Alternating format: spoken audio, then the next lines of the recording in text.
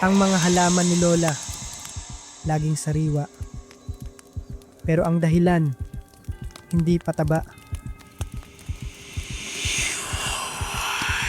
Magandang gabi mga kaibigan. Welcome sa panibagong yugto ng Aswang Confessions. Ang kwentong maririnig ninyo ngayon ay nagmula pa sa vegan, mula sa isang dating maringal na ancestral house na may malawak na hardin sa likod. Ngayon ay tahimik na lang at puno ng mga bulong na ayaw nang banggitin ng mga taga roon.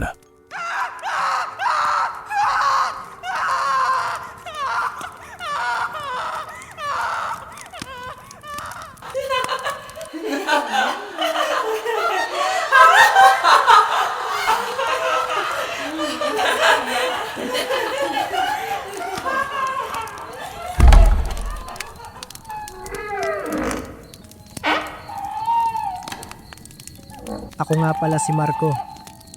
Isa lang to sa mga kwento na hindi ko kayang kalimutan kahit ilang taon na ang lumipas. Noong tag-araw ng 2018, nagdesisyon ang pamilya na magbakasyon sa Vigan para bisitahin si Lola Nena. Yung bahay niya, isa sa mga lumang ancestral houses malapit sa Calle Crisologo. Yung may makapal na adobe walls, kapis shell windows na nagiging kulay ginto kapag sumisikat ang araw. At malaking hardin sa likod na parang lihim na paraiso. Si Lola Nina, 78 anyos na noon, pero talagang matatag pa. Matangkad pa rin siya kahit medyo yumuko na ang likod. Maputi ang buhok na lagi niyang tinatali sa isang maayos na bun. At ang mga mata niya, matatalim pa rin. Parang nakakakita ng mga bagay na hindi natin nakikita. Lagi niyang sinasabi na ang hardin ang pinakamahalagang bagay sa buhay niya pagkatapos ng pamilya. Marco, anak, sabi niya sa akin noong unang araw, habang hawak-hawak ang isang maliit na pala. Ang lupa, parang tao rin. Kailangan niya ng pagmamahal, ng oras, at ng tamang pagkain. Kung aalagaan mo ng mahinahon, hindi ka pababayaan. Ang hardin, halos kalahating ektarya. May mga lumang puno ng mangga at sampalok sa gilid. Pero ang pinaka-espesyal ay ang flower beds at vegetable patches niya. Mga rosas na kulay dugo, puting sampagita na umaagos ang pabango kahit gabi. Kamatis na laging puno ng bunga kahit hindi season. Talong na parang mga itim na eggplants na glossy. At mga halamang gamot, oregano, basil, tanglad, at ilan pang hindi ko matandaan ang pangalan. Walang damo kahit saan. Walang patay na dahon na natatapon. Parang may invisible na kamay na nag-aayos palagi. Ako ang favorite apo niya noon. Ako yung laging tinatawag para tumulong. Mag-abono gamit ang lumang supot ng dried carabao manure. Magdip-dip ng tubig mula sa poso sa likod. Mag-alis ng tuyong dahon gamit ang walis tingting. At minsan magsipilyo pa nga ng mga dahon ng rosas para daw magmukhang masaya sila. Tuwing gabi, pagkatapos maghapunan ng pinakiking adobo at sinigang na may malalaking hipon mula sa palengke, uupo kami sa veranda. Magkukuwento siya tungkol sa bawat halaman, kung sino ang nagbigay ng binhi, kung anong dasal ang sinasabi niya kapag nagtatanim, kung paano daw nakikinig ang lupa kapag kinakausap mo ito ng mahina. Ako noon, teenager pa, natatawa lang. Lola, parang may buhay talaga ang mga halaman mo ah. Sasagot siya ng mahina. May buhay nga, anak, at may utang na loob din sila. Pero habang tumatagal ang bakasyon, napansin ko na talagang kakaiba. Kahit mainit na mainit ang tag-araw, hindi nalalanta ang isa man. Kahit umulan ng malakas isang gabi at binaha ang kalye, sa umaga, tuyo na ulit ang lupa sa hardin. Pero basa pa rin ang paligid ng mga ugat. Walang uod, walang peste. Parang may nagbabantay. Una kong seryosong napansin noong isang gabi. Bandang 10:30 noche. Mainit na mainit sa kwarto ko kahit bukas ang electric fan. Nagising ako sa pagkauhaw. Bumaba para kumuha ng tubig sa kusina. Pagdaan ko sa likod na pinto na salamin, nakita ko ang anino sa hardin. Si Lola. Nakaupo sa lumang kahoy na bangko sa gitna ng rosas patch.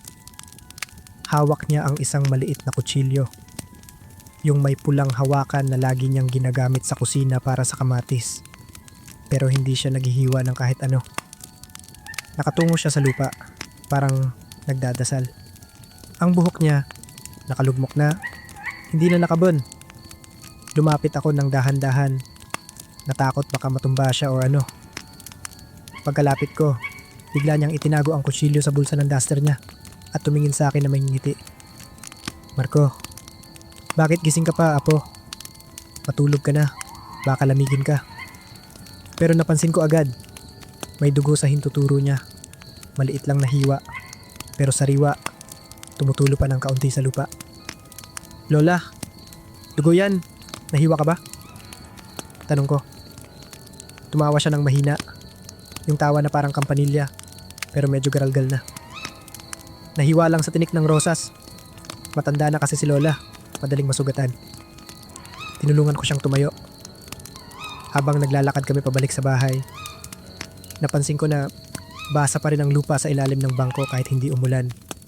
At may amoy, kakaibang amoy. Hindi amoy lupa o bulaklak, parang bakal. Parang dugo na hinaluan ng lupa.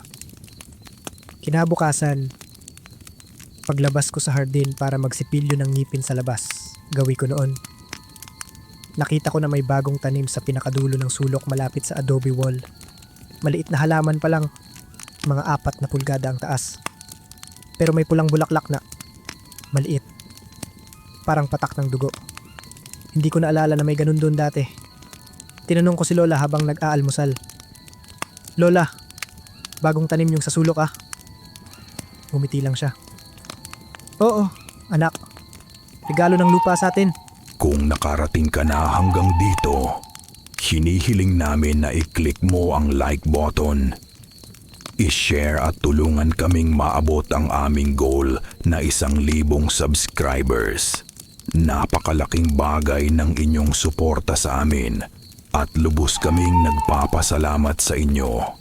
Maraming salamat. Ilang gabi pagkatapos noon, bandang 2:00 ng madaling araw, nagising ako sa kaluskos.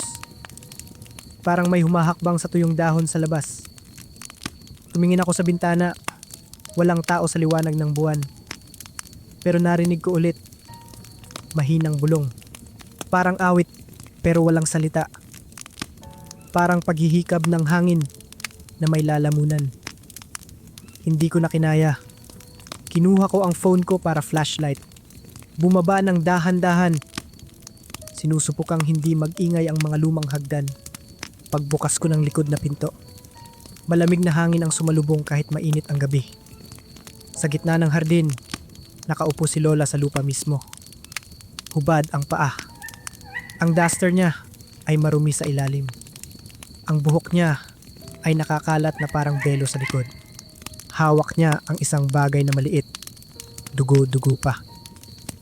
Pinuputol-putol niya ito gamit ang kutsilyo. Maliit na piraso ng laman.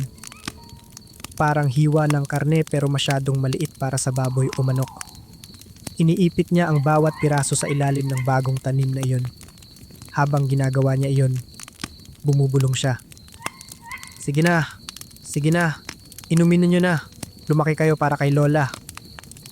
Bigla siyang tumingin sa akin. Ang mata niya, hindi na ito mata ng isang tao. Dilaw na, may pulang guhit sa gitna. Parang mata ng pusa sa dilim, pero mas malaki, mas gutom. Ngumiti siya, yung parehong ngiti na binibigyan niya ako ng pera pamasahe noong bata pa ako. Pero ngayon, nakikita ko ang mga ngipin niya, mas matalim, mas mahaba kaysa normal. Lumabas ka na, Marco, bulong niya. Pero ang boses niya ay may echo na parang galing sa ilalim ng lupa. Tulungan mo si Lola. Ang mga halaman, kailangan nila ng sustansya. Hindi sapat ang pataba mula sa tindahan. Kailangan nila ng buhay. Ng dugo. Ng pag-ibig na tunay. Tumakbo ako pabalik sa bahay pero parang hinila ako ng hangin pababa. Nadulas ako sa madulas na lupa. Pagtingin ko sa paligid, lahat ng halaman parang lumalaki habang tinitingnan ko. Ang mga dahon ng rosas ay gumagalaw na parang may ugat na buhay, bumubuka at sumasarado. Sa gitna ng isa sa mga taniman, nakita ko ang mga buto. Maliit na buto ng tao. Daliri na natutuyo na, pero may natitirang laman pa. Ngipin na maliit, parang ngipin ng bata. Isang maliit na buto ng braso na may natitirang tissue pa. Si Lola, nagbago na talaga. Ang katawan niya sa baywang ay naghiwalay. Ang itaas na bahagi ay lumutang ng dahan-dahan. Bituka na nakabitin na parang mga lubid na basa sa dugo. At ang ibaba ay nanatili sa lupa. Parang nakaugat na rin. Manananggal. Pero hindi siya lumipad palayo. Nanatili siya sa hardin. Lumulutang sa gitna ng mga halaman na parang reyna sa trono niya. Matagal ko na itong ginagawa, apo, sabi niya. Boses na garalgal na parang hangin sa mga tuyong dahon. Simula noong namatay ang lolo mo. Walang-wala kami noon. Walang pagkain, walang pera. Pero ang hardin, kailangan niyang mabuhay. Kaya binigyan ko siya ng kung ano ang kailangan niya. Mga magnanakaw na pumapasok sa gabi. Mga hayop na lumalapit. At pag wala na, mga taong walang saysay sa mundo. Para manatiling buhay ang hardin. Para manatiling buhay ako. At ikaw ang susunod na mag-aalaga nito kapag wala na ako. Sinubukan niyang abutin ako. Ang kamay niya, mahaba na. Mga kuko na parang tinik ng rosas. Matatalim, itim na. Tumili ako ng malakas. Nagising ang buong bahay. Dumating ang tito ko, dala ang lumang Petromax. Nang makita niya si Lola sa anyong iyon, naputol ang sigaw niya sa lalamunan. Hindi siya tumakbo. Umiyak siya. Nena, bakit hindi mo sinabi sa amin? Bakit mo ginawa ato mag-isa? Hinila nila ako palabas. Kinabukasan, sinunog ang hardin. Hindi ko alam kung paano nila napapayag si Lola o ang natira niya. Hindi na siya bumalik sa anyo ng tao. Ang sinabi lang ng tito ko habang umiiyak sa harap ng apoy. Matagal na siyang ganito. Simula pa noong namatay si Lolo. Ginawa niya to para hindi kami magutom. Pero mali ang paraan. Mali talaga. Umuwi kami sa Maynila kinabukasan. Hindi na ako bumalik sa Vigan ng maraming taon. Hanggang ngayon, kapag may nag-iimbita sa akin doon, sinasabi ko na lang na may sakit ako. Hanggang ngayon, tuwing may nakikita akong rosas na sobrang sariwa, kahit tag-init, o may hardin na walang patak ng damo, naaalala ko si Lola. At minsan, sa panaginip, naririnig ko pa rin ang bulong niya. Aalagaan mo ba ang hardin ko, apo? Hindi mo ba ito pababayaan? Hindi ko alam kung patay na ba talaga siya. O kung bahagi pa rin siya ng lupa doon. Ng bawat ugat, ng bawat bulaklak. Ang tanging natira sa akin mula sa hardin na iyon. Isang maliit na buto ng rosas na kinuha ko sa abo. Itinatago ko pa rin sa isang maliit na kahon sa ilalim ng kama ko. Hindi ko matanggal. Tuwing binubuksan ko ito, mainit pa rin ito. Parang may tibok pa rin. Kung meron kang lola na sobrang proud sa hardin niya, na laging sariwa ang mga halaman kahit hindi season, tanungin mo muna kung bakit. Baka hindi pataba ang dahilan. Baka dugo. Baka pag-ibig na ginawang sakripisyo. Matulog ka ng mahimbing ngayong gabi. O baka magising ka sa kaluskos sa labas, sa mahinang bulong ng hangin. At makita mo si Lola, nakaupo sa gitna ng hardin mo. Naghihintay, hawak ang kutsilyo, at ngumingiti ng mahina. Mga kababayan, ang bangungot na ito ay nagwakas sa dilim. Ngunit ang kasamaan, laging naghahanap ng sisidlan. Ako po si Kuya Boy at ito ang Aswang Confessions. Kung nagustuhan ninyo ang kwentong ito, huwag kalimutang mag-like, mag-share at mag-subscribe sa aming channel. I-click na rin ang bell icon para lagi kayong updated sa mga susunod na nakakakilabot na kumpisal.